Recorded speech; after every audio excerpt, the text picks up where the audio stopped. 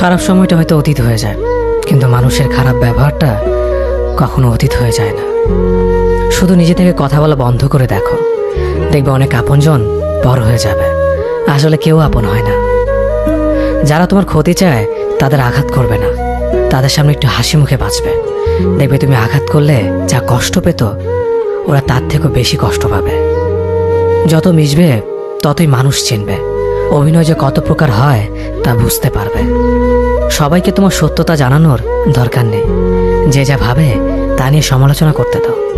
বেঈমান মানুষগুলো কখনো অপরিচিত মানুষ হয় না, খুব কাছের মানুষগুলোই বেঈমান হয়। মানুষ চেনা শুরু করলে এমনিতেই বন্ধুর সংখ্যা কমে যাবে, এটাই বাস্তব।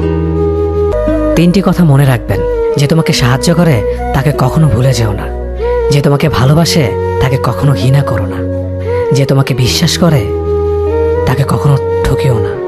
ধোঁকা একজনেই দেয়, কিন্তু বিশ্বাস সবার উপর থেকে উঠে যায়।